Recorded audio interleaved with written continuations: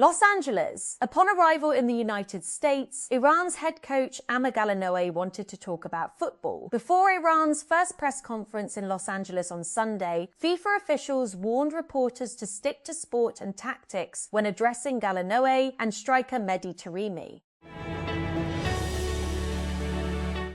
Mutare, Zimbabwe. New homesteads cling to the slopes of Zimbabwe's eastern highlands, a fertile mountain region that has become a destination for people fleeing drought-stricken parts of the country. Many arrived hoping to rebuild their lives on land where crops can still grow.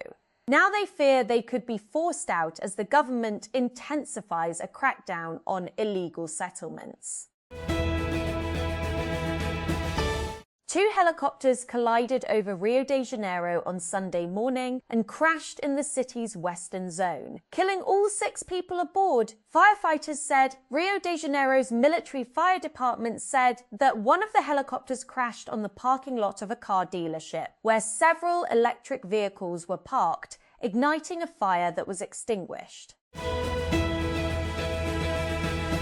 UEFA President Alexander Ceferin has been criticised by football governing bodies in Asia, Africa and the Caribbean for reportedly saying that the expanded 48-team FIFA World Cup has led to many uninteresting matches. The football associations of Cape Verde, the Democratic Republic of the Congo, Curaçao, Haiti, Jordan, Uzbekistan, Algeria, Egypt, Ghana, Ivory Coast, Morocco, Senegal, South Africa and Tunisia said in a statement on Sunday that they respectfully but firmly reject Ceferin's comments. Japan scored an 88th-minute equaliser as they twice fought back to rescue a 2-2 draw with the Netherlands in front of 69,285 spectators in Texas, opening their World Cup campaigns. A match that had bubbled away in the first period sparked into life in the second half on Sunday. United States President Donald Trump has announced that a ceasefire deal with Iran has been agreed to and that toll-free shipping through the Strait of Hormuz will now begin. The agreement, later confirmed by Iran's Deputy Foreign Minister on Sunday, will immediately end hostilities between Iran and the US. 17 people have been injured after the wagon of a tourist train overturned in the Spanish town of Cartama. The accident happened just after 21:30 local time, 20:30 BST on Saturday evening, according to local authorities. The cause is unknown. Charlie Javis, the convicted Frank founder, is reportedly seeking a presidential pardon, with her camp quietly courting people close to the Trump administration, according to the WSJ. So far, her name hasn't turned up on a formal clemency request list at the Justice Department. It adds that list is growing fast, as the administration reportedly weighs handing out roughly 250 pardons this summer to mark America's 250th birthday. A wave of clemency requests is pouring in from white-collar defendants, including Sam Bankman-Fried. 2 helicopters have collided in mid-air over the Brazilian city of Rio de Janeiro, killing all 6 people on board, local authorities said. Officials have launched an investigation into the cause of Sunday morning's crash over a western suburb of the city called Recreio dos Bandeirantes. UK. Prime Minister Keir Starmer is about to announce a ban on social media usage for children under the age of 16, according to multiple reports. While the government had previously revealed that it was studying options around a ban, both The Guardian and the Financial Times said that Starmer is now ready to unveil the policy in a speech on Monday. Israeli military maps have failed to reflect the true extent of the country's territorial control since the war on Gaza began on October 7, 2023. A new probe by Al Jazeera's open-source investigation unit reveals that Israeli forces have established a de facto military footprint across the Gaza Strip, southern Lebanon and southern Syria, covering approximately 1,000 kilometres, 386 square miles, a size larger than the whole of New York City. This newly controlled territory amounts to roughly 5% of Israel's total landmass prior to October 2023, which includes the occupied Palestinian territories and the occupied Syrian Golan Heights. Germany won their first opening match at a World Cup since lifting the trophy in 2014 as they eased to a 7-1 win against debutants Curaçao in their opening Group E match in Houston, Texas in the United States. The Germans will face stiffer tests against group rivals Ecuador and Ivory Coast, but Sunday's win against the tiny Caribbean nation puts them in a good position to progress to the knockout stages for the first time since 2014.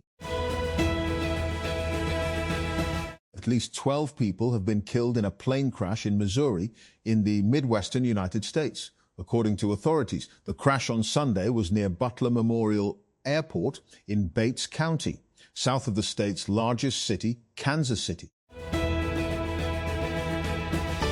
Former Formula One champion Lewis Hamilton won his first race as part of the legendary Ferrari team, capturing victory at the Barcelona-Catalunya Grand Prix in Spain on Sunday. The triumph came in his 31st race with Ferrari in a year of resurgence for Hamilton. The 41-year-old is in second place in the driver standings, trailing teenager Kimi Antonelli, who was seeking his 6th consecutive victory for his Mercedes team.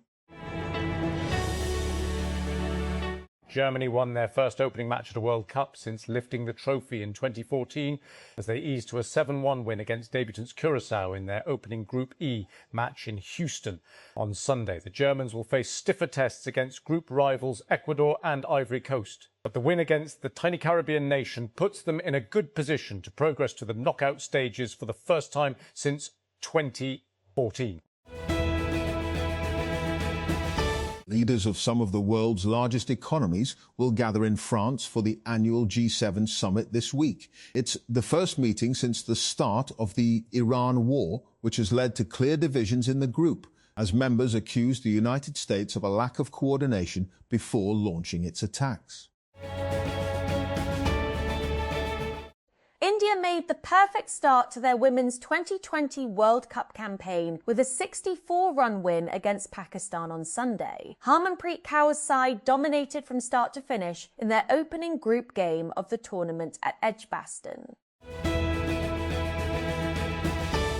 Russian President Vladimir Putin held a phone call with US President Donald Trump on Sunday, during which he congratulated him on his 80th birthday and discussed bilateral relations between Moscow and Washington, according to the Kremlin. During the conversation, which lasted just under an hour, Trump once again called for an end to the war in Ukraine. Kremlin aide Yuri Ushakov said.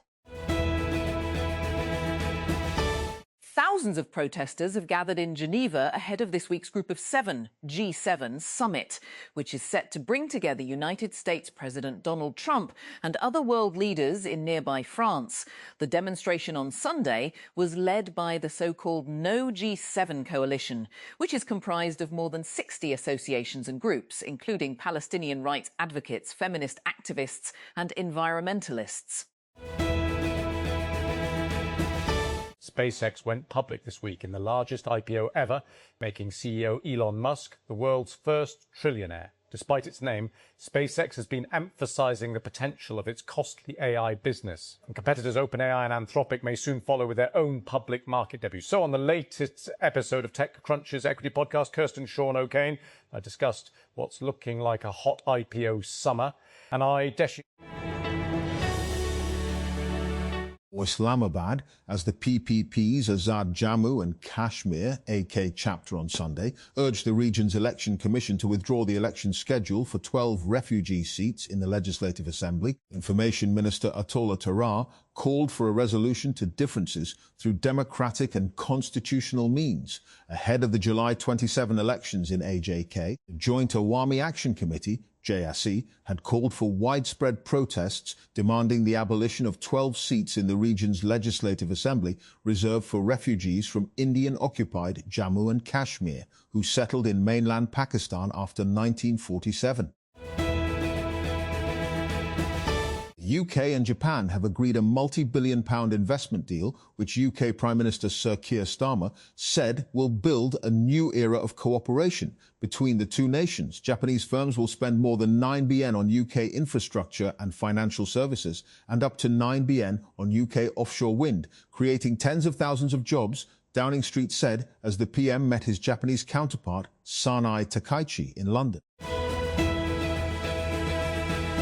Lebanon state media have said at least 3 people were killed and 15 injured in an Israeli airstrike on Beirut's southern suburb on Sunday. The Israel Defense Forces (IDF) said it targeted a command center used by Hezbollah in Dahiyeh after the Iran-backed armed group launched aerial targets toward Israel. United States President Donald Trump has criticized Israel for launching an attack on Lebanon's capital, Beirut, on the day he has said a deal to end the US-Israel war with Iran could be signed. In a post on Truth Social on Sunday, Trump said the Israeli attack on Beirut should not have happened, particularly on a special day when we are so close to a peace deal with Iran.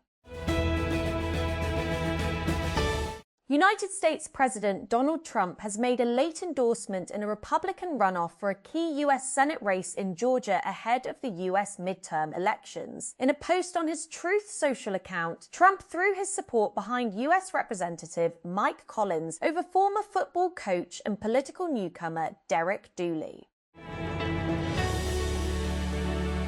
Hundreds of pro-Palestinian demonstrators have gathered in the British capital to condemn an event promoting the sale of land and properties in illegal Israeli settlements in the occupied West Bank. Demonstrators outside the so-called Great Israeli Real Estate event in London on Sunday shouted slogans and held posters reading, "Stop Israel's illegal sale of stolen Palestinian land," and "Thou shalt not steal."